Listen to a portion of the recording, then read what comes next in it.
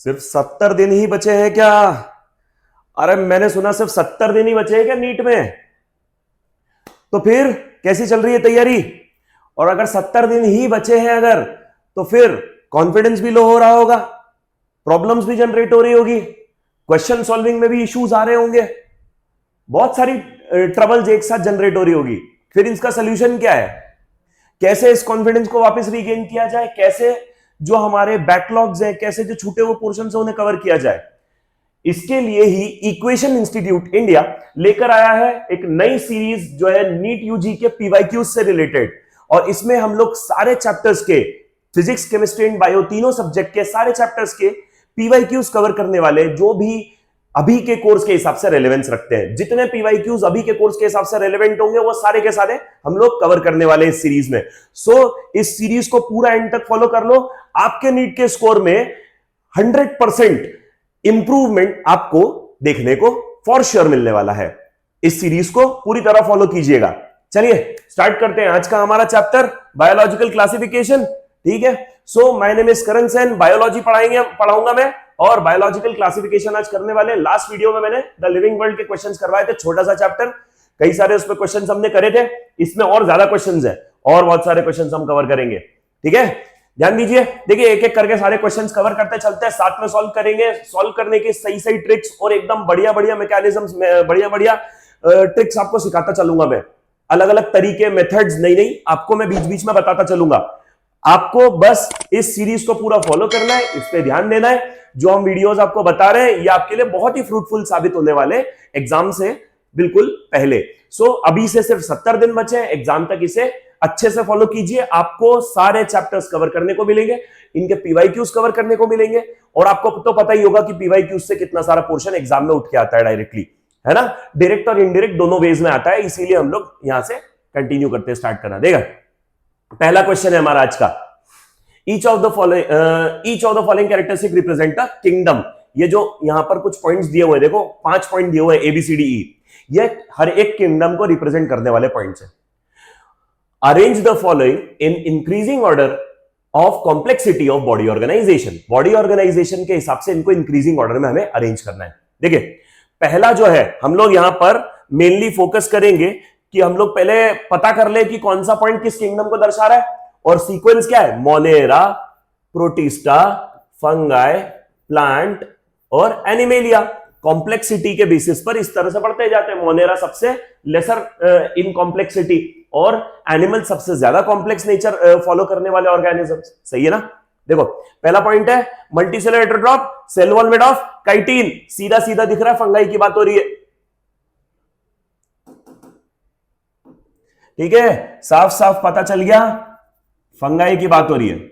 अगला देखो, heterotrophs with tissue organ system level of organization. Organ system level of organization तो मुझे सिर्फ एक ही जगह देखने को मिला है, दैट इज एनिमेलिया, है ना, एनिमेलिया मतलब बी। अब देखो बी वाला एनिमेलिया मतलब ये होना चाहिए आखिरी, बी आखिरी। किसमें? इन दोनों में। दो ऑप्शन कट गए क्या मेरे, एक ये गया और एक ये वाला भी गया। बी आखिरी आना चाहिए, दो में दिख रहा है मुझे। ठीक है, अब इसमें भी डी कॉमन, तो मैं डी पढ़ूंगा ही नहीं। ठीक है, ए और ई से मैं फर्क निकाल सकता हूं। ठीक है, अब पहला कौन सा होना चाहिए, मोनेरा। उसके लिए पॉइंट ढूंढ लेते, चलो देखो, prokaryotes with cell wall made up of polysaccharide and amino acids. ठीक है, प्रोकैरियोट्स, इनके लिए तो डेडिकेटेड किंगडम है मोनेरा। सॉरी, क्या है, मोनेरा। देखो मेरी तबीयत ठीक नहीं हुई है लास्ट वीडियो से अभी तक, है ना। स्टिल मैं ये सीरीज कंटिन्यू कर रहा हूं बिकॉज सारे स्टूडेंट्स को पीवाईक्यूज तो करवा दूं, कम से कम एग्जाम में लेकर के जाएंगे। सही बात है ना। पीवाईक्यूज ढंग से कर लेंगे तो कम से कम बहुत सारा पोर्शन कवर हो जाएगा। इसीलिए मैं ये पीवाईक्यू सीरीज में इतना ज्यादा प्रोएक्टिवली वर्क कर रहा हूं कि बच्चों को ये सारा पोर्शन समझ में आने लगे। और पीवाईक्यूज करने से रिलेटेबिलिटी बढ़ती है क्वेश्चंस को लेकर, क्योंकि एग्जाम में यही क्वेश्चन पूछे जा चुके प्रीवियस ईयर्स में। आगे भी इसी टाइप के या इसी लेवल के क्वेश्चंस पूछे जाने वाले, है ना। तो इससे रिलेटेबिलिटी टुवर्ड्स द एग्जाम बढ़ती, दैट्स व्हाई हम लोग पीवाईक्यू कर रहे हैं। देखो ये 25 का ही सवाल है, अभी आया हुआ सवाल है। अगले देखो मोनेरा आ गया, मतलब सी, मोनेरा पहला सी होना चाहिए। इन दोनों ऑप्शन में सी कौन सा है पहला, इस वाले में, तो ये है आंसर। ठीक है ना, मिल गया है मुझे आंसर, लेकिन स्टिल हम लोग बाकी पॉइंट्स भी देख लेते हैं एक बार। Eukaryotic order of with tissue और ऑर्गन लेवल ऑफ ऑर्गेनाइजेशन, ठीक है, tissue organ level of organisation eukaryotes, ये किसमें होता है, ये लाइन है प्लांट्स की, प्लांटे, ओके। आगे eukaryotes with cellular body organisation, this is protista. Cellular body organisation मतलब वो यूनिसेल्यूलर है, और यूकैरियोट्स मतलब यूनिसेल्यूलर यूकैरियोट्स कहां आते हैं, प्रोटिस्टा में आते हैं। सीधा सीधा समझ में आ गया, इस हिसाब से आंसर होगा बी। सबको समझ में आया, बढ़िया। अगला क्वेश्चन देखो, जल्दी जल्दी करने की कोशिश करेंगे, हमें हमारे स्पीड पे भी तो काम करना है। मैं थोड़ा एक्सप्लेनेटरी पोर्शन में कर रहा हूं, एक्सप्लेनेटरी वे में कर रहा हूं, तो थोड़ा डिले हो सकता है, लेकिन आप याद रखें कि आप इसको, जो मैं बोल रहा हूं, इसको और तेजी से सोच सकते हैं। आपकी स्पीड और ज्यादा होना चाहिए, क्योंकि मैं बता भी रहा हूं, एक्सप्लेन भी कर रहा हूं एक एक पॉइंट, है ना। एग्जाम में इसे करना और मेरा बताना, इन दोनों में बहुत फर्क होगा, ठीक है। अगर मैं इसको एज अ पेपर कर रहा होता तो ये और ज्यादा तेज हो रहा होता, अभी तक मैं इस क्वेश्चन को करके कम से कम 3-4 क्वेश्चन और आगे जा चुका होता। सही बात है ना। बस वैसे ही आप लोगों को भी इसमें मेरे जितना पेस नहीं कैच करना है, और ज्यादा पेस पे काम करना है, लेकिन हाँ, सीखना हो, इनके बारे में लर्न करना हो, डिटेल में समझना हो, तो कुछ कुछ छोटे मोटे टॉपिक्स इसके बीच में पढ़ने को भी मिल जाएंगे हमें, तो इसीलिए इसे फॉलो करेंगे हम लोग ढंग से, है ना। देखो, five kingdom system of classification suggested by R H. Whittaker is not based on, इनमें से आर.एच. विटेकर का क्लासिफिकेशन किस पे बेस्ड नहीं है, ठीक है। आर.एच. विटेकर का क्लासिफिकेशन प्रेजेंस और absence of well defined nucleus है, क्योंकि प्रोकैरियोट यूकैरियोट में बांटा गया है, मोनेरा प्रोटिस्टा, मतलब मोनेरा और बाकी सारे में, ठीक है। Mode of reproduction, mode of nutrition, complexity of body organization, complexity of body organization भी है और मोड ऑफ न्यूट्रिशन भी है। Mode of reproduction is that point जिसके बेसिस पर इसको नहीं बांटा गया है, ठीक है ना। मोड ऑफ न्यूट्रिशन के आधार पर भी बांटा है, ऑटोट्रॉफ, हेटेरोट्रॉफ, आपने देखा होगा वो 5 किंगडम क्लासिफिकेशन वाला टेबल में देखना, नीचे एक छोटा सा पोर्शन है जहां पर मोड ऑफ न्यूट्रिशन के बेसिस पर अलग अलग सबके बताए 5 मोड ऑफ न्यूट्रिशन, ऑटोट्रॉपिक में 2, फोटोसिंथेटिक, कीमोसिंथेटिक, फिर हेटेरोट्रॉपिक में सैप्रोफिटिक, पैरासिटिक, होलोजोइक। इसीलिए कहता हूं एनसीईआरटी पढ़ा करो, एनसीईआरटी पढ़ लोगे ना तो ये सारे पॉइंट एग्जैक्टली वहीं के वहीं देखने को मिल जाएंगे। वो तो टेबल है ना, उसके जस्ट नीचे वाले पैराग्राफ में आपको ये पॉइंट मिल जाएगा, क्या मोड ऑफ रिप्रोडक्शन नहीं है उसमें, ये तीनों लिखे हुए हैं, ठीक है। ध्यान से पढ़ा करो एनसीईआरटी। चलो बढ़ते हैं आगे, अगला क्वेश्चन देखेंगे। अच्छा, ये समझ में आया ना सबको, कोई दिक्कत तो नहीं है। इनमें से mode of reproduction is not the basis of classification, क्योंकि मोड ऑफ रिप्रोडक्शन बहुत वेरी कर सकता है अलग अलग ऑर्गेनिजम्स में, बट बाकी ये सारे, ये एक तरह से फॉलोइंग ट्रेट है कि किसी से कोई बना है या किसी एक ही ग्रुप को बिलोंग करने वाला है, तो उनमें कॉमन ट्रेट पाए जाने की प्रोबेबिलिटी फिर भी हाई हो सकती है। रिप्रोडक्शन में वेरिएबिलिटी बहुत है। 5 kingdom system, the main basis of classification, इनको क्लासिफाई करने का मेन बेसिस क्या है, स्ट्रक्चर ऑफ सेल वॉल नहीं, एसेक्सुअल रिप्रोडक्शन नहीं, स्ट्रक्चर ऑफ न्यूक्लियस नहीं, mode of nutrition is one such basis, बाकी इनमें से कोई बेसिस नहीं है। अभी हमने पीछे बेसिस पढ़े, बेसिस ऑफ क्लासिफिकेशन इनमें से ये सब है, presence absence of well defined nucleus, mode of nutrition, complexity of body organization, इनमें से ही एक तो यहां दिख रहा है मुझे, है ना, ये रहा, बाकी कोई दिख रहा है क्या, नहीं ना, इसीलिए, ठीक है। Mode of nutrition is the answer.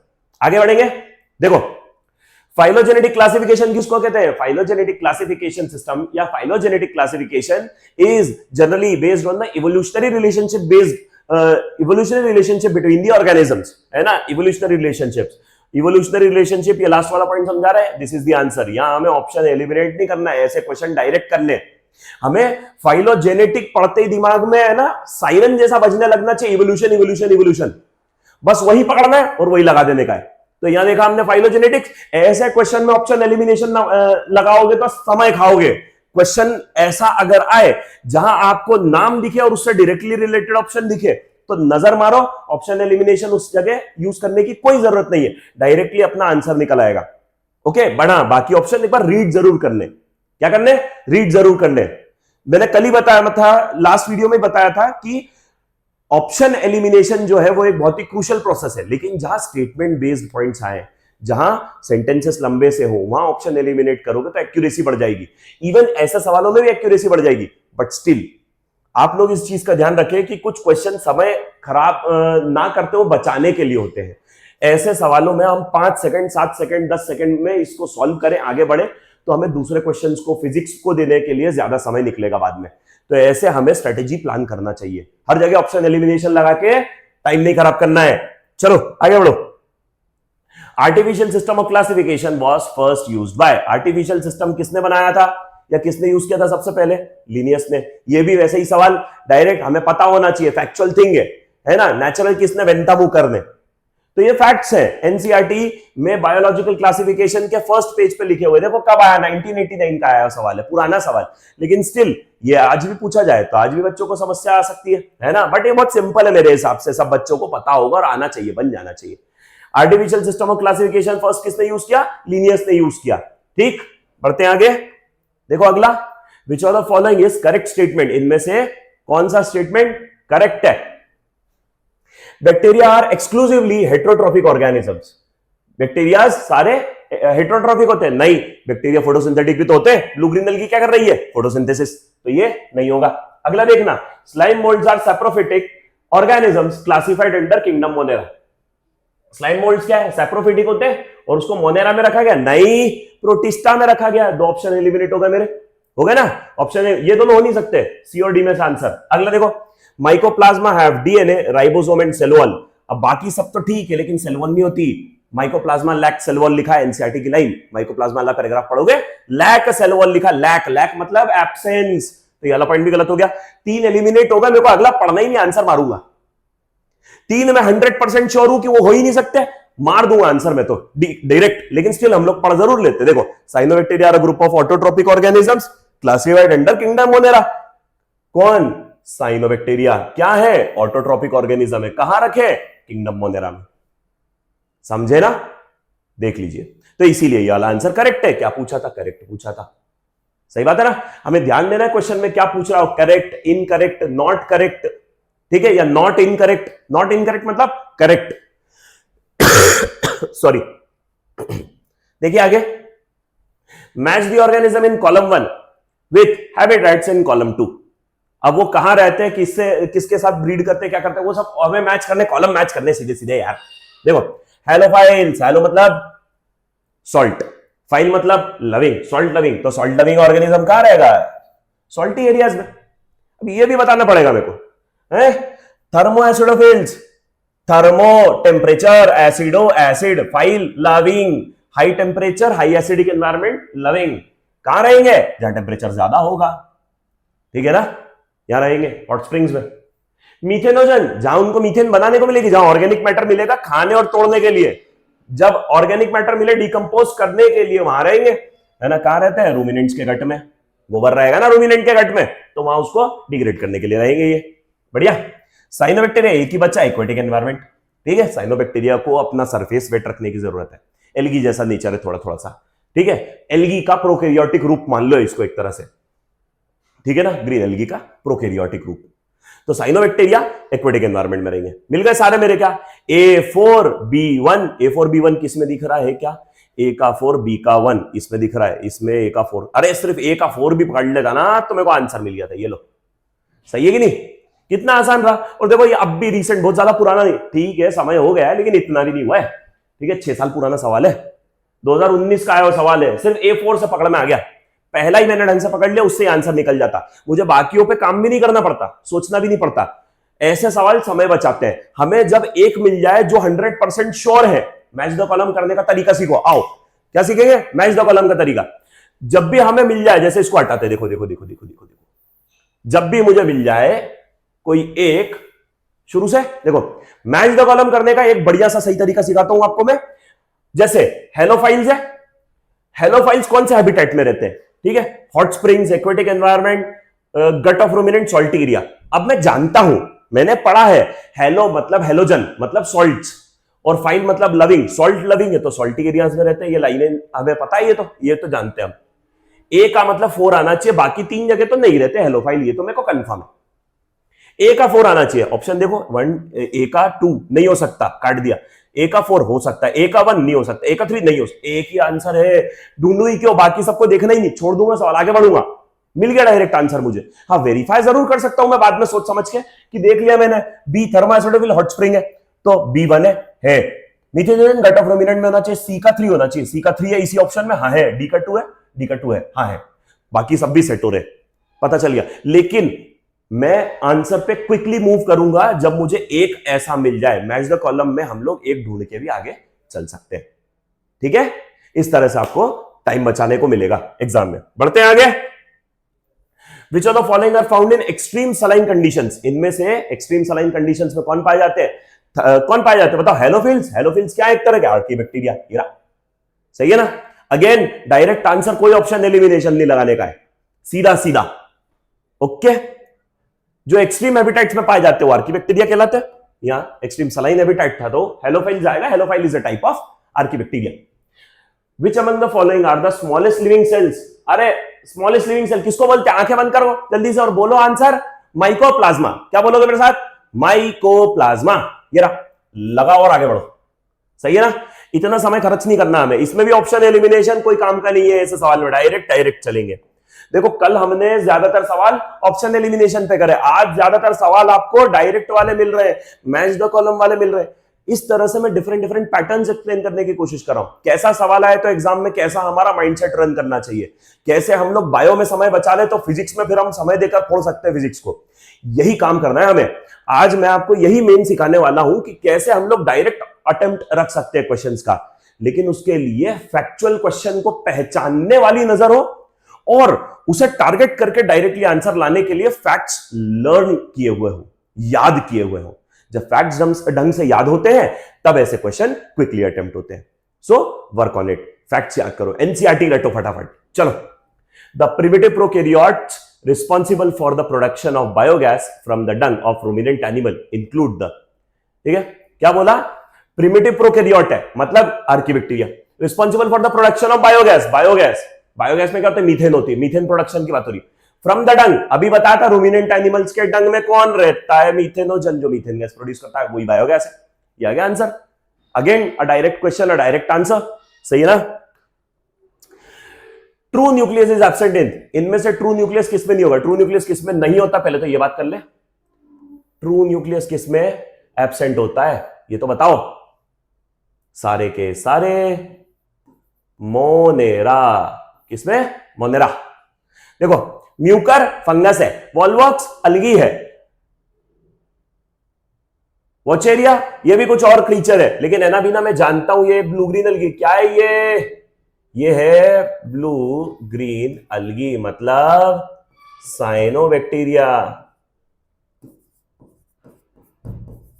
एक तरह का साइनोबैक्टीरिया है ना? तो यही आंसर है।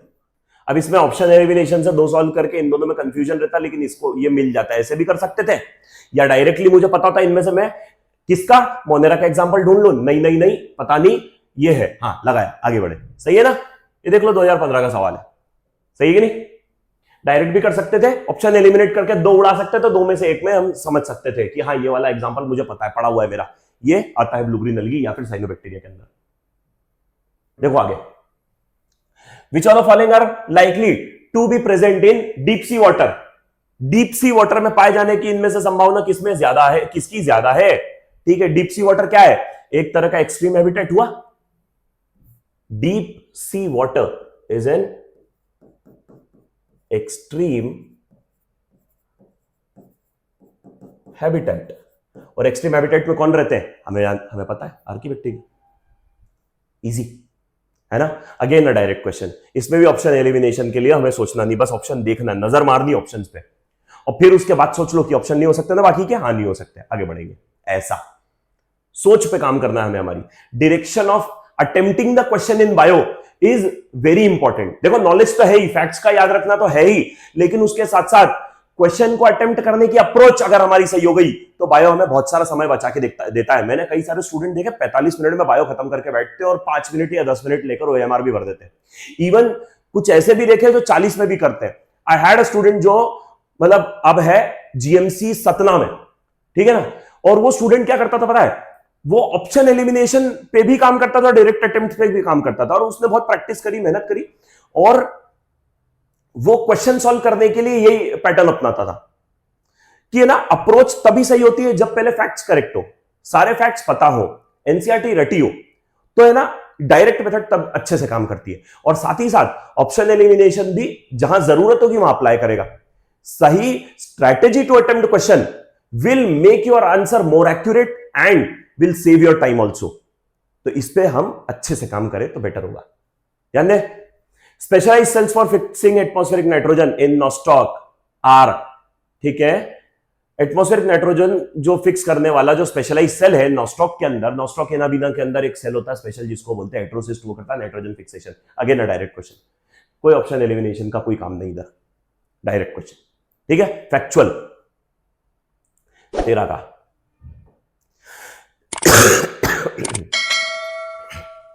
ठीक है, the most abundant prokaryotes helpful to humans in making curd from milk and in production of antibiotic are the ones categorized as most abundant prokaryote। सबसे abundant prokaryote उनमें से कुछ जो ह्यूमंस के लिए हेल्पफुल भी है कर्ड बनाने में और भी दूसरे कामों में, एंटीबायोटिक प्रोडक्शन में, कौन सी कैटेगरी में आते हैं? लाइन है ये भी, अगेन हेटेरोट्रोपिक में आते हैं, ठीक है, ये भी डायरेक्ट क्वेश्चन है बिल्कुल, ठीक है ना।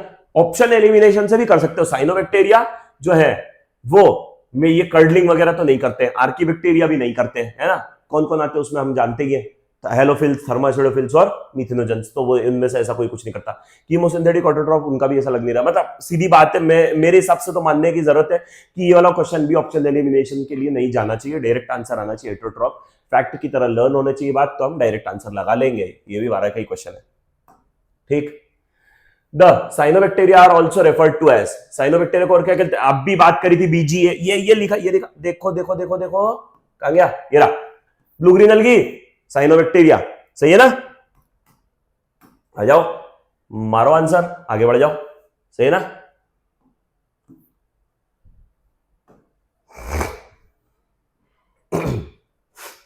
Maximum nutritional diversity is found in the group, सबसे ज्यादा न्यूट्रिशनल डाइवर्सिटी किसमें पाई जाती है?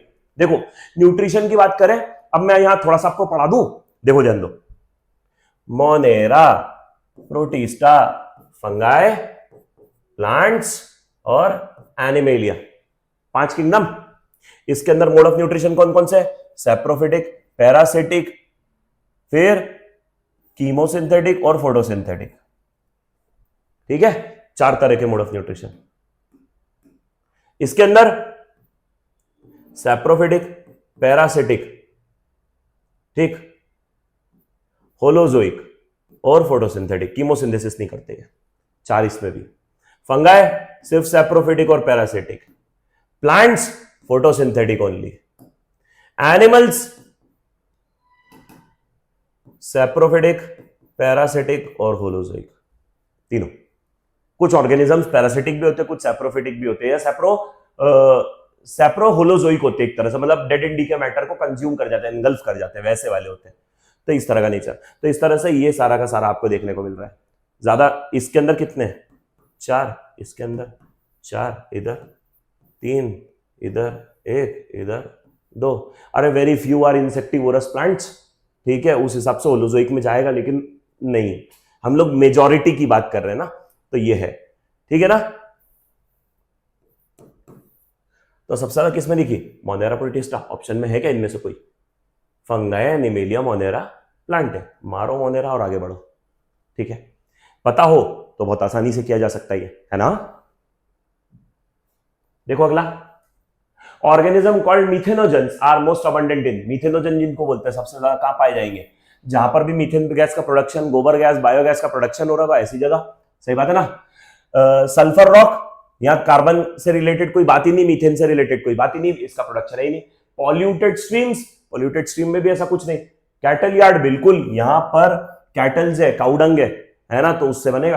और हॉट स्प्रिंग, हॉट स्प्रिंग में भी इनका कुछ नहीं, हॉट स्प्रिंग में तो हमारे आर्कीबैक्टीरियाज होते हैं, थर्मासिडोफिल्स, इसलिए कैटल यार्ड में पाए जाने की प्रोबेबिलिटी हाई होती है किसकी? मिथेनोजन बैक्टीरियाज की, सीधा। Membrane bound organelles are absent in, इनमें से किसमें मेम्ब्रेन बाउंड ऑर्गेनेल नहीं होते? किसमें नहीं होते बताओ ना तुम। मेम्ब्रेन बाउंड ऑर्गेनेल्स क्या एब्सेंट, किसमें नहीं होते? नेचर सीधा सीधा डिपिक्ट कर रहा है मोनेरा को। क्यों? मेम्ब्रेन बाउंड ऑर्गेनेल ना होना रिप्रेजेंट्स प्रोकैरियोट्स, और प्रोकैरियोट्स सारे आते हैं मोनेरा में, सही बात है ना। ये किसको दर्शाता है बेटा? प्रोकैरियोट्स, सही है ना, प्रोकैरियोट्स। इनमें से प्रोकैरियोट कौन? सैक्चारोमाइसेस, यीस्ट, क्लेमाइडोमोनास, अलगी, ग्रीन अलगी उधर जाएगा, सही है। स्ट्रेप्टोकोकस, स्ट्रेप्टोकोकस निमोनी वगैरह बैक्टीरिया है ना, मतलब मोनेरा है, ठीक है। प्लाज्मोडियम, प्रोटोजोआ है, ये भी यूकेरियोट, मतलब ये तीन, ये क्या है, यूकेरियोटिक, ये अकेला प्रोकैरियोटिक। सही है।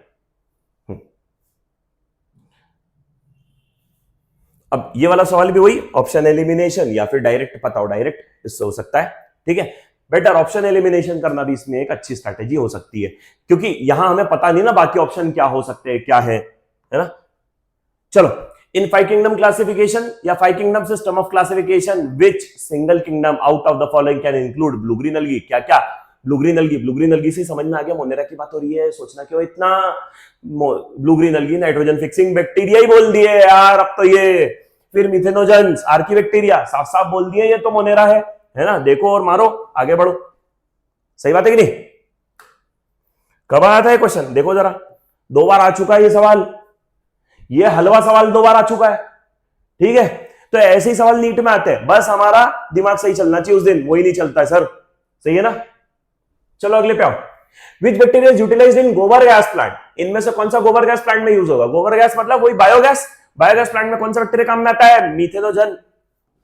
अगेन डायरेक्ट आंसर है, हम ऑप्शन पढ़े बिना भी कई बार आंसर दिमाग में सोचे और फिर वो ऑप्शन में ढूंढ ले, ऐसा भी मिल जाता है। और ऐसे आंसर्स जल्दी निकलेंगे और उन्हें ही हमें कैसे करना है, डायरेक्ट करना है।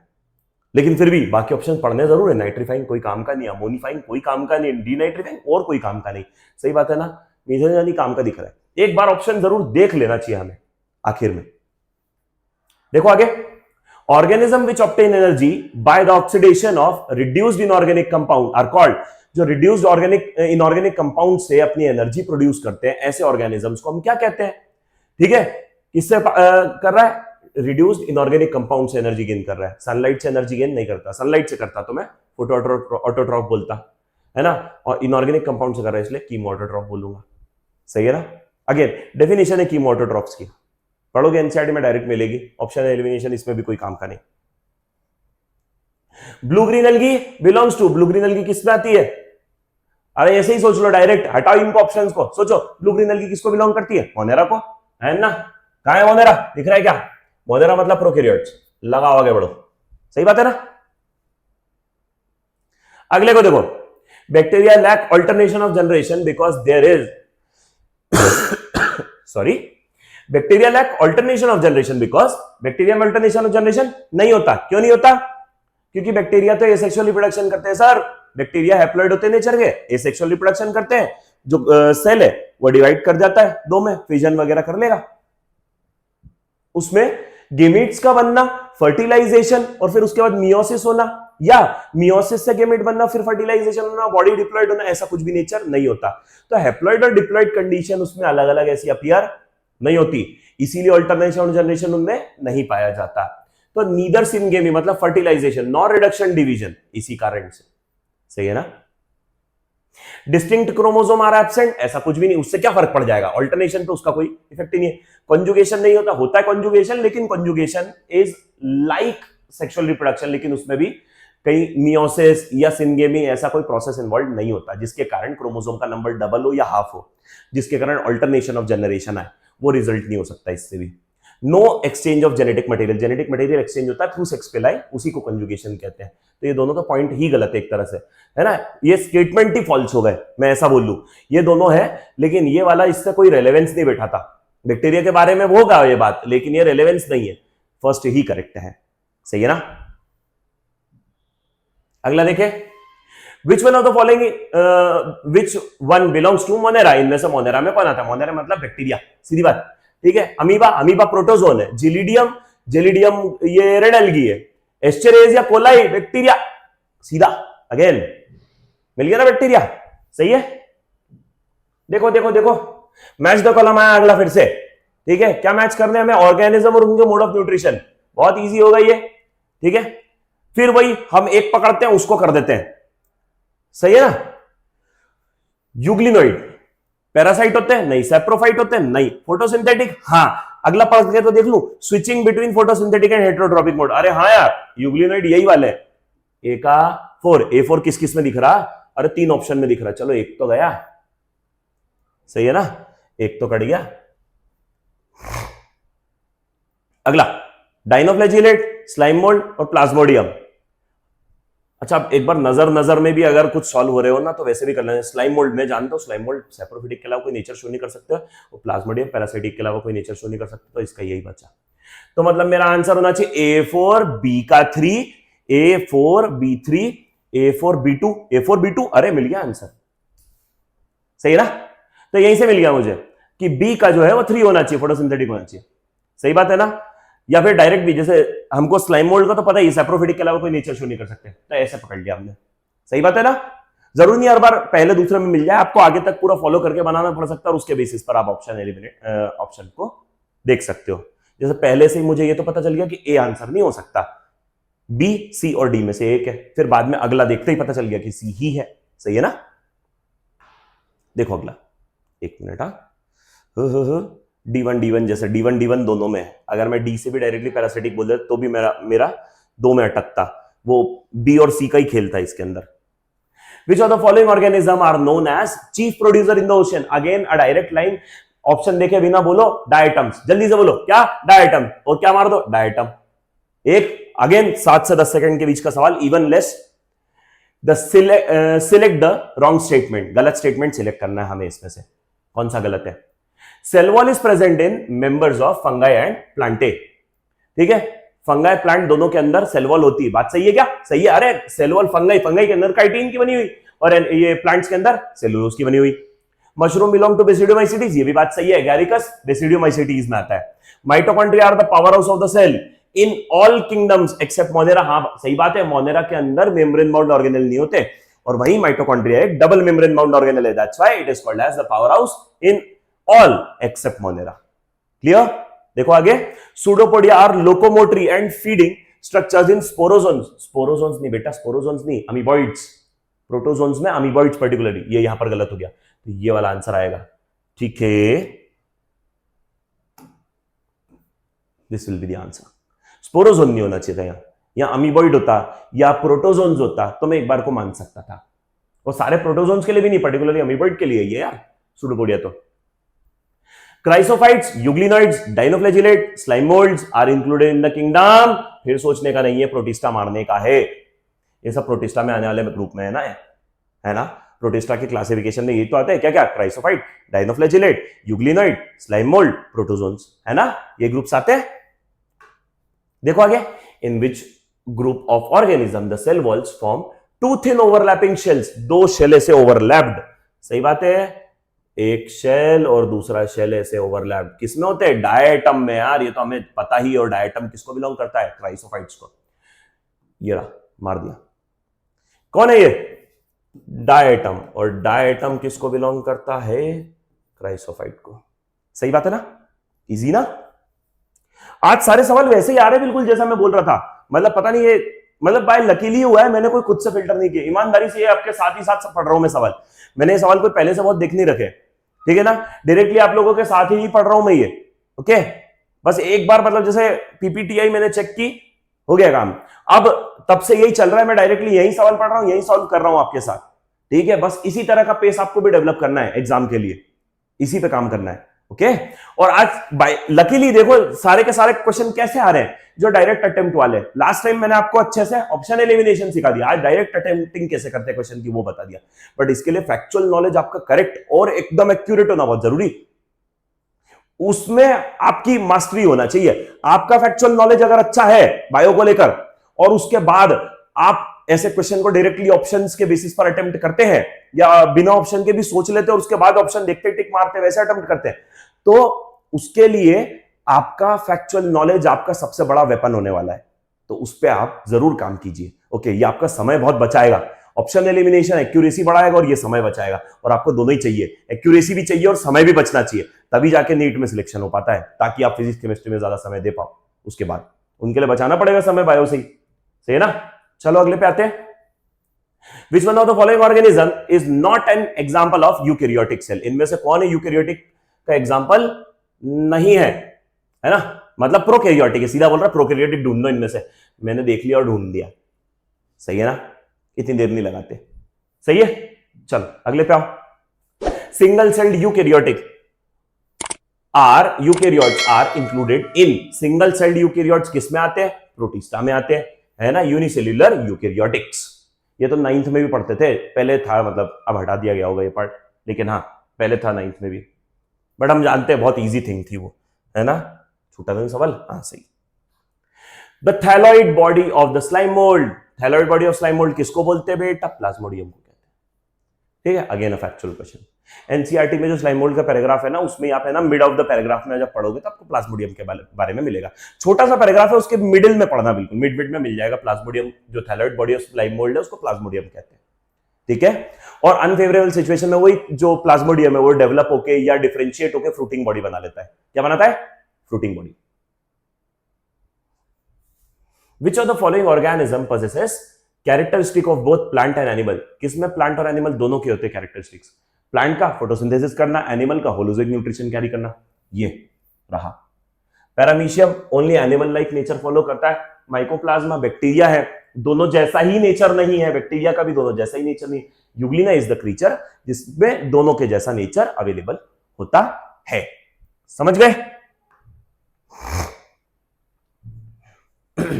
प्रोटिस्टन जीनोम हैज, मतलब प्रोटिस्ट के जीनोम में क्या होता है? Membrane bound nucleoprotein embedded in cytoplasm, free nucleic acid aggregates, gene containing nucleoprotein condense together in loose mass, nucleoprotein in direct contact with the subcell substance. Option elimination वाला प्यारा सा question. देखो direct contact में होता तो ये तो prokaryote कहलाते, और ये प्रोटिस्टा की बात करा तो ये ऑप्शन नहीं हो सकता। फिर gene containing nucleoprotein condense together in loose mass, protista है, यूकेरियोट है, यूकेरियोट में लूज मास नहीं कॉम्पैक्ट मास होता है, काटो इसको।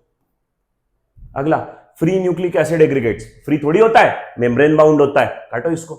एक ही बच रहा है, सही है ना? अरे पकड़ लिए क्या?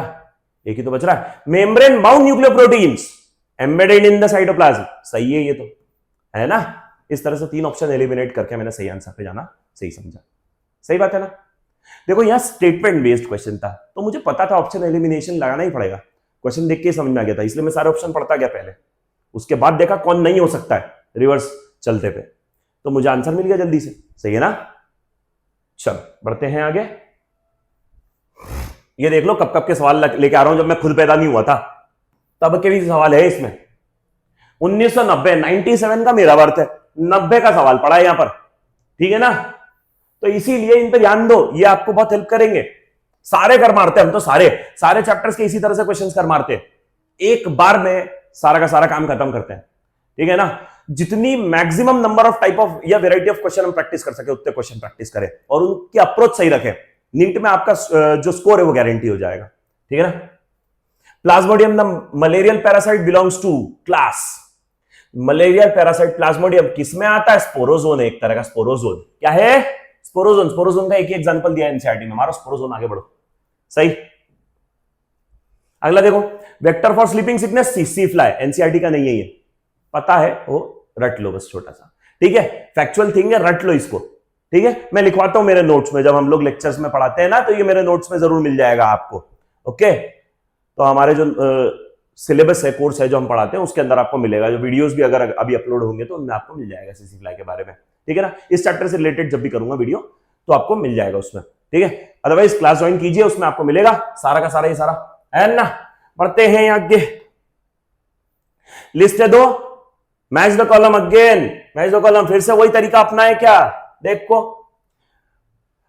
अच्छा एक नई ट्रिक सिखाते हैं, आओ आओ आओ, एक नई ट्रिक। देखना ही नहीं, हट, पहले ऑप्शन देखेंगे। ऑप्शन में देखो यहां पर ये दोनों मैचिंग से लग रहे हैं, ये दोनों अलग लग रहे हैं। 2 इधर कॉमन सा फैक्टर है, मतलब ए और सी में से होने की प्रोबेबिलिटी अपने आप थोड़ी सी बढ़ गई, थोड़ी सी, जरा सी बढ़ गई। मैंने ये नहीं बोला कि आंसर है, प्रोबेबिलिटी बढ़ी है बस अभी, है ना। सी और डी में लफड़ा आएगा। मैं डायरेक्टली अब मेरी अप्रोच ही कैसे रखूं? A3 देखता हूं एक बार, राइजोपस ब्रेड मोल्ड, जो कि सही भी है, Rhizopus is the bread mould. मेरे 2 ऑप्शन तो एलिमिनेट हो गए, 1 2, इन दोनों में से आंसर आएगा B2 है, बी देखना ही नहीं मेरे को, इसलिए अब C2 C1 D4 D4, सही है। नहीं रुको, C4 D1 और C1 D4 ये देखना है ना। सी क्या है? एगेरिकस, सबको मालूम है एगेरिकस को मशरूम कहते हैं, ये रहा। तो डी का 1 आना चाहिए, ये भी मेरा कंफर्म हो गया है। तो मेरे ऑप्शन में डी का 1 एक में दिख रहा है, ये रहा, है ना। तो ए इज द आंसर, लगाया सीधा। सही बात है, मैंने ज्यादा इधर उधर की कुछ नहीं करी, मैंने सिर्फ दो के बेसिस पे सॉल्व किया, एक राइजोपस ब्रेड मोल्ड और एक एरिकस मशरूम। इनमें कंफ्यूजन भी डेवलप हो तो मेरे को क्यों पढ़ना है रस्ट मट कौन है क्या है ना, याद तो करना है वैसे आपको, ये आपको याद करना है, लेकिन मैंने यार दो के बेसिस पर सॉल्व कर लिया ना, तो मैं आंसर लगाऊंगा ना, सीधा आगे बढ़ूंगा। सही बात है।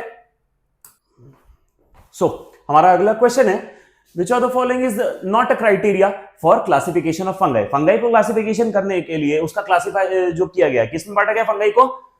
फाइकोमाइसिटीज, एक मिनट बस, कहां गया मेरा ब्रश, यस, किस किस में बांटा गया? फाइकोमाइसिटीज, एस्कोमाइसिटीज, बेसिडियो और ड्यूटेरोमाइसिटीज, है ना, चार ग्रुप में बांटा गया। इनमें बांटने के लिए इनमें से क्या क्लासिफिकेशन नहीं है, ये पूछा जा रहा है। Which of the following is not the reason, not the criteria of classification. ठीक है, तो morphology of mycelium, mode of spore formation, fruiting body, ये तो एनसीईआरटी में दिए हुए पॉइंट्स है। मोड ऑफ न्यूट्रिशन नहीं है ना, तो मोड ऑफ न्यूट्रिशन के बेसिस पर नहीं बांटा गया है, क्योंकि इनमें होता ही दो टाइप का, सैप्रोफिटिक और पैरासिटिक, वो तो सारी फंगाई फॉलो करते हैं और चारों में ही दोनों तरह के आते हैं, इसलिए मोड ऑफ न्यूट्रिशन छोड़कर बाकी तीनों रीजंस है for the classification of the fungi. समझे ना? चलो बढ़ते हैं आगे। Identify the asexual reproductive structure associated with Penicillium. ठीक है, पेनिसिलियम से एसोसिएटेड रिप्रोडक्टिव स्ट्रक्चर कौन सा है इनमें से? अब हम बात करते हैं पेनिसिलियम आता किस ग्रुप में, पहले तो ये बात करो। Penicillium comes under ascomycetes.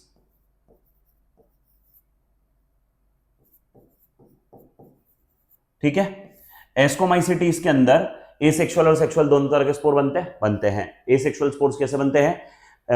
एक्सोजिनसली बनते हैं। क्या कहते हैं हम उनको? कोनिडिया। तो इधर कोनिडिया है ना।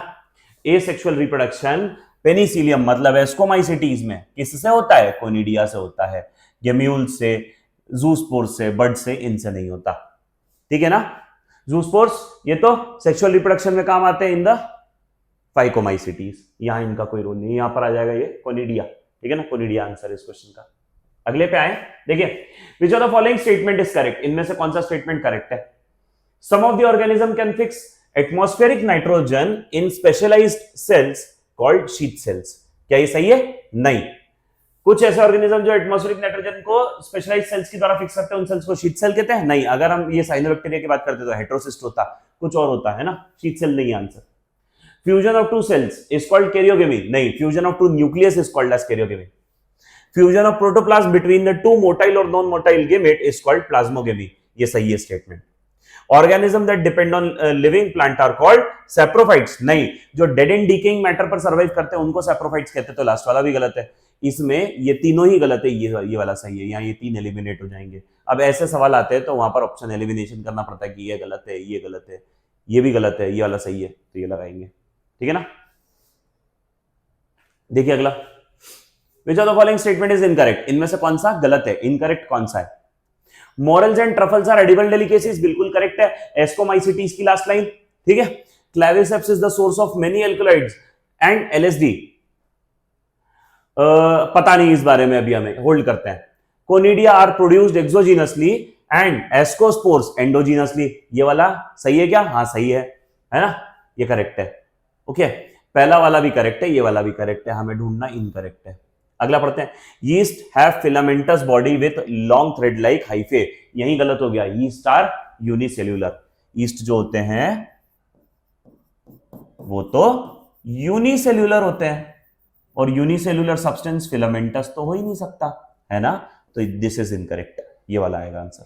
ठीक है ना। उसका हमें नहीं पता था, लेकिन हम इसको तो शॉर्ट शॉर्ट जानते हैं कि फिलामेंटस हो ही नहीं सकता, ये गलत है ना। इस तरह से फिल्टर हो जाएगा ये आंसर। चलो अगले पे आओ।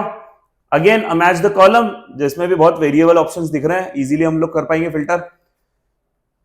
सैप्रोफाइट कौन? Dead and decay. पैरासाइट दूसरे होस्ट पर डिपेंडेंट। लाइकेंस एल्गी फंगाई के बीच में सिम्बायोटिक रिलेशन। ठीक है। माइकोराइजा रूट्स और फंगाई के बीच में सिम्बायोटिक रिलेशन, इस तरह से निकल जाएगा ये। ठीक है ना। सैप्रोफाइट्स क्या? Symbiotic association of fungi and plant root, ये तो माइकोराइजा है। ठीक है, तो डी का 1 है। अब डी का 1 किस में दिया? एक ही में डायरेक्ट लिया गया आंसर मेरा, डी ऑप्शन। सही बात है ना, कितना इजी रहा ये। डी का 1 सीधा। ये किसके लिए होता है? माइकोराइजा का स्टेटमेंट दिख रहा है मुझे, तो डी का 1 आ जाएगा, सीधा सीधा चुन लिया, एक में ही सॉल्व हो गया, है ना। मुझे बाकी देखने की जरूरत नहीं है, लेकिन स्टिल हम लोग वेरीफाई करते हैं बेटा, है ना, ऐसे नहीं चलेंगे। देखो अब decomposition of dead and decay matter, हाँ सैप्रोफाइट यही है, सही है ना। फिर अगला देखो B, parasite, living on living plants और एनिमल्स, ठीक है ना। हाँ ये पैरासिटिक की डेफिनेशन है। Symbiotic association algae fungi lichen की डेफिनेशन है, ये इस तरह का है, ठीक है ना।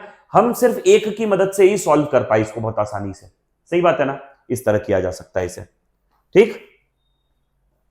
अगला क्वेश्चन देखेंगे अब हम लोग। The next question is which of the following is not a prokaryote, इनमें से कौन प्रोकैरियोट नहीं है? प्रोकैरियोटिक मतलब मोनेरा में आने वाला मेंबर। सैक्रोमाइसिस यीस्ट को कहते हैं हम लोग, किसको कहते हैं? यीस्ट को, ठीक है ना। माइकोबैक्टीरियम एक तरह का बैक्टीरिया है, ठीक है। नॉस्टॉक साइनोबैक्टीरिया, और Oscillatoria is also a cyanobacteria. ये सब ये दोनों साइनोबैक्टीरिया, ये वाला बैक्टीरिया और ये ईस्ट। ईस्ट क्या होते हैं? फंगाई, और फंगाई आते हैं यूकैरियोटिक में। ये प्रोकैरियोट पूछ रहा है, इनमें से कौन प्रोकैरियोट नहीं है? तो एक यूकैरियोटिक नहीं है, दैट इज ईस्ट। आंसर आ गया, बहुत इजी क्वेश्चन, डायरेक्ट क्वेश्चन, बिल्कुल सही है ना। One of the major component of the cell wall of most of fungi is chitin. नहीं सोचना है हमें, इसमें हम ऑप्शन एलिमिनेशन भी क्या करेंगे, सीधा पता है, सबको पता है, काइटिन इज द कंपोनेंट। अगले पे आओ, which of the following statement is wrong, इनमें से गलत है कौन सा कोई स्टेटमेंट, क्या है वो? Cyanobacteria are also called blue green algae, सही है स्टेटमेंट, तो ब्लू ग्रीन एल्गी कहते हैं साइनोबैक्टीरिया को। अगला क्या है? Golden algae are also called as desmids, diatoms desmids, desmids को गोल्डन एल्गी कहते हैं, ये भी सही है, ठीक है ना। ये क्राइसोफाइटा का जो पैराग्राफ है ना उसमें मिल जाएगा आपको लिखा हुआ। Eubacteria are also called false bacteria, ये गलत है, ट्रू बैक्टीरिया कहते हैं। यू वर्ड का मतलब ट्रू होता है। Phycomycetes are also called as algal fungi, ये भी ठीक है, एक बार ये तो हमें कंफर्म मालूम है कि गलत है, ठीक है ना। फॉल्स नहीं ट्रू आना चाहिए यहाँ पर, ये फॉल्स गलत है, सही बात है ना। रॉन्ग ढूंढना था, ढूंढ लिया हमने, सही बात है। अगले पे देखते हैं, चलिए। The imperfect fungi which are decomposers of litter and help in mineral cycling belongs to, ठीक है। imperfect fungi जो decomposers हैं और mineral cycling में काम करते हैं, ड्यूटेरोमाइसिटीज की लास्ट लाइन है, ठीक है ना, लास्ट और second last line of deuteromycetes, तो आंसर इज ड्यूटेरोमाइसिटीज, ठीक है। इजी इजी डायरेक्ट, है ना। देख लो 15 का ही क्वेश्चन है ये तो, सीधा सीधा। रॉन्ग स्टेटमेंट इनमें से, Neurospora is used in the study of biochemical genetics, बिल्कुल सही बात है ना, लिखा है ये भी एनसीईआरटी की लाइन है, बायोकेमिकल वर्क्स में और बायोटेक्नोलॉजिकल मतलब जेनेटिक वर्क्स में काम आता है neurospora. Morel truffle are poisonous mushrooms, बिल्कुल नहीं, एडिबल डेलिकेसी होती है, ये वाला गलत है। रॉन्ग स्टेटमेंट ढूंढना मिल गया है मुझे, स्टिल मैं बाकी पढ़ूंगा जरूर। East is unicellular useful in fermentation, सही बात है, हम लोग इसी से फर्मेंट करके ब्रेड और बियर बनाते हैं, ठीक है, ईस्ट की मदद से। आगे पेनिसिलियम मल्टीसेलुलर होता है, प्रोड्यूस एंटीबायोटिक, सही बात है, पेनिसिलिन नाम का एंटीबायोटिक प्रोड्यूस करता है, तो ये सारे स्टेटमेंट सही है, ए सी और डी। सिर्फ बी गलत है, व्हाई? बिकॉज ये पॉइजनस नहीं होते, these are edible mushrooms, edible delicacies, ठीक है ना। आगे आओ, which of the following is true for fungi, इनमें से फंगाई के लिए क्या सही है? फंगाई जो होते हैं दे आर फेगोट्रोफ्स, नहीं वो निगलते हैं क्या अपना खाना? नहीं, डिकम्पोज करते हैं। They lack a rigid cell wall, होती है रिजिड सेल वॉल उनके पास, ये भी गलत है ना, काइटिन की बनी सेल वॉल होती है ना उनके पास। दे आर हेटेरोट्रोफ, सही बात है ये, ठीक है। दे लैक न्यूक्लियर मेम्ब्रेन, नहीं यूकैरियोटिक होते हैं, न्यूक्लियर मेम्ब्रेन होगी, ये भी गलत है, ये वाला सही है बस, सही है ना, हेटेरोट्रोफिक होते हैं। इजी क्वेश्चन, बहुत इजी क्वेश्चन, 2013 कर्नाटक का पेपर, ठीक। देखो, which one single organism or the pair of organisms is correctly assigned to its taxonomic group, कौन जो अपने टेक्सोनॉमिक ग्रुप से करेक्टली असाइंड है, देख लेते हैं। पैरामीशियम और प्लाज्मोडियम, ये दोनों ही प्रोटोजोन्स है, belong to the same kingdom as that of penicillin, जबकि पेनिसिलिन किस में आता है? फंगाई में। गलत हो गया ये तो, है ना, क्योंकि ये आ जाएगा फंगाई में, ये किस में? फंगाई में, और ये दोनों किस में? प्रोटिस्टा में, है ना, तो ये वाला नहीं हो सकता, ये गलत है, ठीक है। Lichens is a composite organism formed from the symbiotic association of algae and protozoans, not protozoans, fungi, ठीक है ना, ये यहां गलत हो गया, सही है ना, तो दोनों स्टेटमेंट नहीं हो सकते आंसर मेरे, सही है। आगे देखो, yeast is used in making bread and beer, is a fungus, ठीक है। ईस्ट जो है ब्रेड बियर बनाने में जो ईस्ट यूज में आता है वो एक तरह की फंगस है। सही बात है, ये बिल्कुल ये वाला सेंटेंस करेक्ट है। नॉस्टॉक एंड एनाविना आर एग्जांपल्स ऑफ प्रोटिस्टा। नहीं, cyanobacteria, these are examples of monera. ठीक है ना, साइनोबैक्टीरिया आना चाहिए यहां।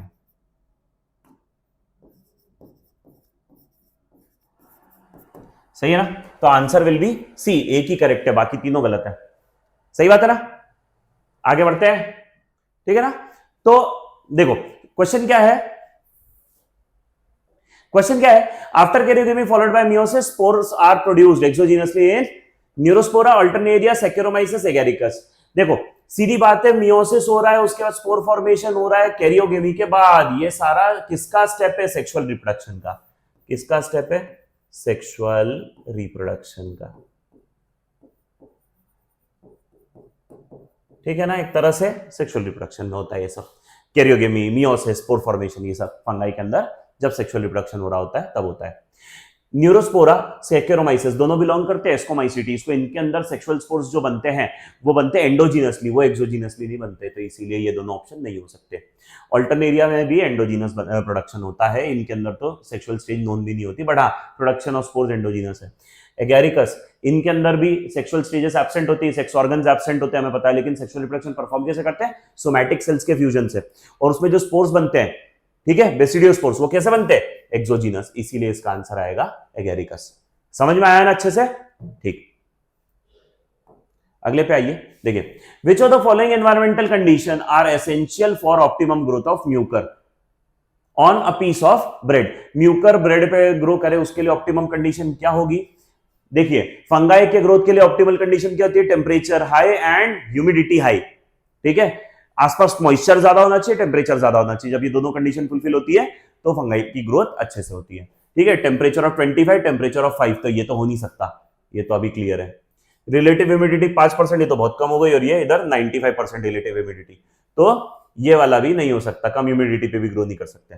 फिर उसके बाद शेडेड प्लेस या brightly illuminated space, shaded space पे, शेडी स्पेस पे, जहां पर अंधेरा हो, थोड़ा सा डार्कनेस हो, ऐसी जगह पर ग्रो करता है अच्छे से, तो ये वाला भी सही है, मतलब ये ब्राइटली इल्यूमिनेटेड प्लेस पर ग्रो नहीं कर सकते। ठीक है ना, तो हमने 3 पॉइंट छाड़ दिए, कौन कौन नहीं हो सकते, है ना। अब क्या क्या होंगे वो दिख गए हमें, 1, 4, 5, किसमें 1, 4, 5? पहले वाले में, तो पहले वाला मार दो। ठीक है ना, this is the answer. Clear? तो वो मॉइस्ट, शेडेड और हाई टेम्परेचर प्लेसेस पर, वार्म प्लेसेस पर ग्रो करते हैं। ठीक है ना।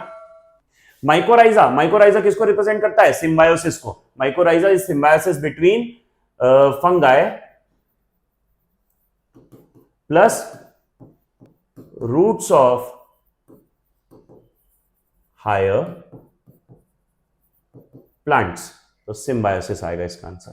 ठीक है, अगले पे आते हैं, प्लांट डिकम्पोजर्स आर, प्लांट को डिकम्पोज करने वाले कौन है? Monera, fungi, fungi plants, plants को प्लांट से डिकम्पोज करेंगे तो हो ही नहीं सकता। एनिमल, एनिमल डिकम्पोजर्स नहीं होते, एनिमल डिकम्पोजर नहीं होते, तो ये दोनों हो गए, ये गए, बचा एक ही, मोनेरा एंड फंगाई। मोनेरा में bacteria, bacteria and fungi are decomposers in the nature. इस तरह से हम स्टडी करते हैं कि हमारे नेचर में डिकम्पोजर कौन? मोनेरा एंड फंगाई, मतलब बैक्टीरिया एंड फंगाई। देखिए अगला, माइकोराइजा इज, माइकोराइजा क्या होता है? माइकोराइजा अभी बात करी, symbiotic association between fungi and roots of higher plant. ठीक है ना, symbiotic association plant roots and certain fungi. ठीक है, पहला ही ठीक दिख रहा है, एसोसिएशन में एल्गी फंगाई नहीं, इसको तो हम लोग लाइकेन कहते हैं। A fungus parasitising root system of higher plant, नहीं, बिल्कुल गलत है, पैरासाइट तो होते ही नहीं है ना, वो तो सिम्बायोटिक एसोसिएशन है, ये नहीं हो सकता, है ना। An association of rhizobium with the roots of leguminous plant, नहीं। ठीक है, आंसर इज 1, पहला, हमें देख के ही पता चल गया था, पहले ही आंसर इसका बिल्कुल क्लियर था। स्टिल हमें ऐसे जब सेंटेंस बेस्ड क्वेश्चन हो तो सारे पॉइंट पढ़ना जरूर चाहिए, सारे ऑप्शंस पढ़ना जरूर चाहिए। Pick up the wrong statement, क्या है इनमें से गलत? Protista have photosynthetic and heterotrophic mode of nutrition. हाँ, प्रोटिस्टा में दोनों होते हैं, यूग्लिना को देख लो, दोनों तरह का न्यूट्रिशन मेथड फॉलो करता है। Some fungi are edible, some of the fungi are edible, सही बात है क्या?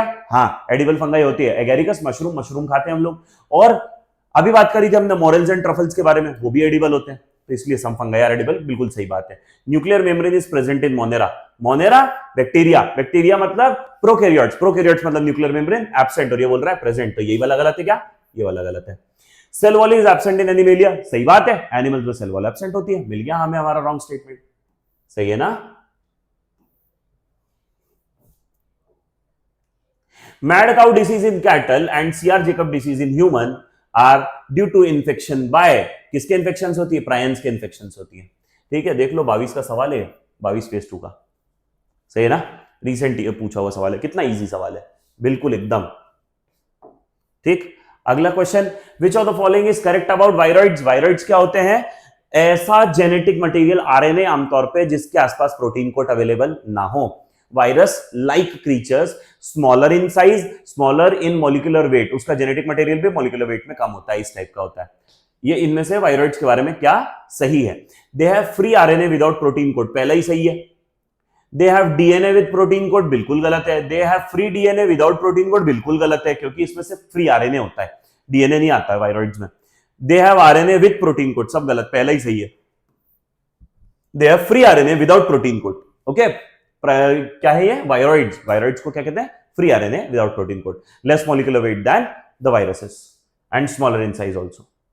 अगला देखें, which of the following statement is incorrect? इनमें से क्या इनकरेक्ट है? Viroids lack a protein coat, ठीक है, इनमें से क्या इनकरेक्ट है, गलत ढूंढना है। प्रोटीन कोड नहीं होता वायरॉइड्स के पास, सही बात है। वायरसेस आर ऑब्लिगेट पैरासाइट, ये भी सही बात है। Infective constituent in viruses is the protein code, virus में जो इन्फेक्शन कॉज करने वाली चीज है वो उसका प्रोटीन कोड है, बिल्कुल गलत है, जेनेटिक मटेरियल कॉज करता है। Prions consist of abnormally folded protein, NCERT की लाइन है, दिस इज योर आंसर, ठीक है ना? इसका प्रोटीन कोड नहीं, इसका जेनेटिक मटेरियल जो होता है वो इन्फेक्टिव होता है, ठीक है ना? वायरसेस में जेनेटिक मटेरियल इन्फेक्टिव होता है। अगला सवाल, mad cow disease in cattle is caused by an organism which has क्या? Free DNA. किसके कारण होता है? पहले तो यही बात कर लो, आंसर इज प्रायंस,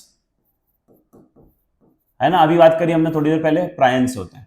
अब प्रायंस के लिए इनमें से कौन सा स्टेटमेंट जस्टिफाई करता है, ये पढ़ना है हमें। देखिए, free DNA without protein code, बिल्कुल गलत, ठीक है ना? इनर्ट क्रिस्टलाइन स्ट्रक्चर, नहीं। एबनॉर्मली फोल्डेड प्रोटीन, हाँ सही बात है, यही प्रायन को डिस्क्राइब करता है। Free RNA without protein coat, ये तो वायरॉइड हुआ, नहीं, आंसर इज सी। सही है ना?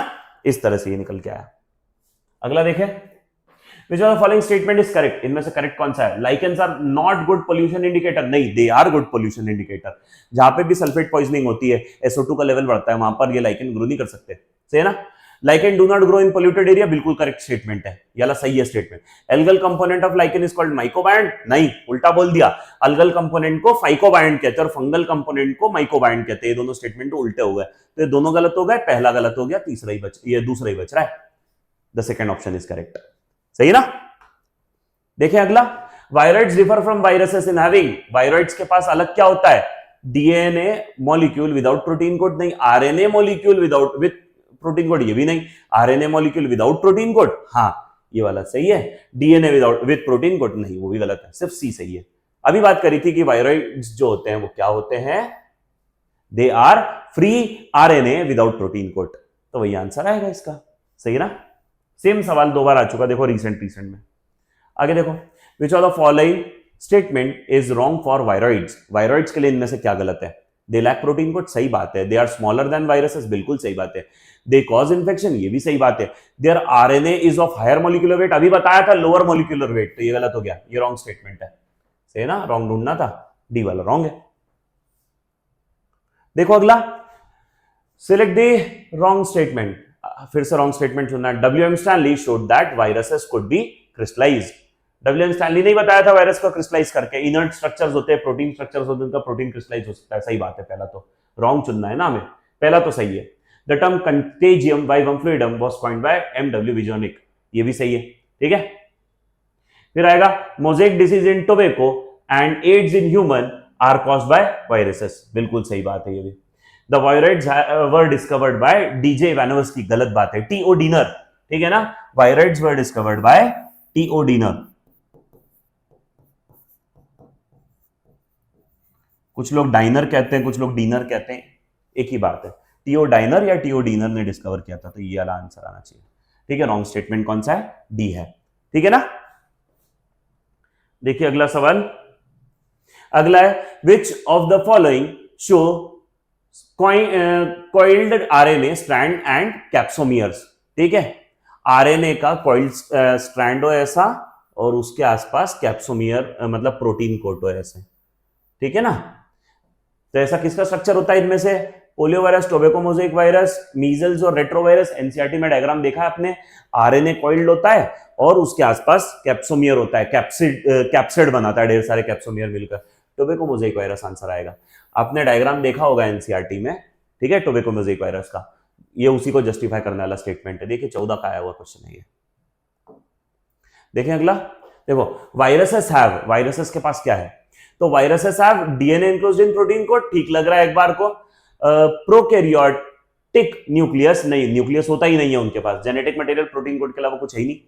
सिंगल क्रोमोसोम, नहीं, जब सेलुलर ऑर्गेनाइजेशन ही नहीं है, न्यूक्लियस ही नहीं है, तो फिर उसके अंदर क्रोमोसोम होने का भी कोई लॉजिक नहीं है। डीएनए आरएनए बोथ, नहीं, दोनों एक साथ नहीं होते, इधर डीएनए और आरएनए, तो इधर और होता तो सही था ये, लेकिन दोनों एक साथ नहीं, पहला ही सही है इसका। डीएनए जो प्रोटीन कोड के अंदर इनक्लोज्ड हो, ऐसे होते हैं वायरसेस। आरएनए भी हो सकता है, लेकिन हाँ इन सब में वो स्टेटमेंट करेक्ट बैठ रहा है, सही है ना। देखिए अगला, which statement is wrong for viruses? इनमें से वायरसेस के लिए गलत क्या है? ऑल आर पैरासाइट, सही बात है। ऑब्लिगेट पैरासाइट होते हैं, सारे के सारे पैरासाइटिक नेचर शो करते हैं, ये बात तो हम जानते ही ऑलरेडी, है ना। All of them have helical symmetry, सबकी हेलिकल होती है क्या? नहीं, सब हेलिकल सिमेट्री में नहीं होते हैं, कुछ पॉलीहेड्रल भी होते हैं, तो वो ये अलग अलग हो गया एक तरह से, आगे देख लेते हैं, लेकिन फिर भी they have ability to synthesize nucleic acid and proteins. हाँ, वो होस्ट की बॉडी में जाकर प्रोटीन और न्यूक्लिक एसिड सिंथेसाइज करवा सकते हैं, बिल्कुल करवा सकते हैं। एंटीबायोटिक्स हैव नो इफेक्ट, सही बात है, जब सेल ही नहीं है तो एंटीबायोटिक्स का इफेक्ट क्या आएगा? इसीलिए इसका आंसर होगा हमारा बी, ठीक है। अगला देखिए, infectious proteins are present in, infection cause करने वाले प्रोटीन्स किसमें होते हैं? जेमिनाई वायरसेस, वायरॉइड्स और सैटेलाइट वायरसेस। देखो सीधी बात, वायरसेस जो हैं, वायरसेस का तो जेनेटिक मटेरियल इन्फेक्टिव होता है, वायरॉइड्स का भी फ्री आरएनए वही इन्फेक्टिव होता है, प्रायन्स है जिनके अंदर प्रोटीन इन्फेक्ट करता है।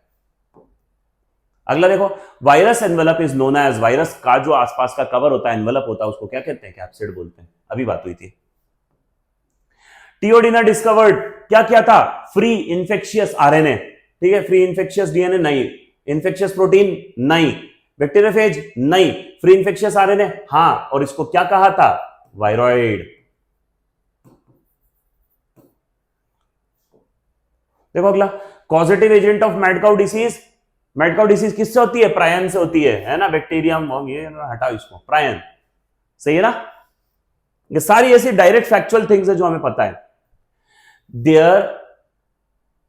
There exist a close association between the algae and fungus within lichen. The fungus इनमें से क्या प्रोवाइड करती है? देखो, fungus provide food for alga, fixes the atmospheric nitrogen, releases oxygen for alga, provide protection, anchorage and absorption for the alga. पहला ही सही है, ठीक है, protection, shelter and food and water, तीन चीजें देती है, वाटर एंड मिनरल्स, ठीक है ना। क्या क्या देती है?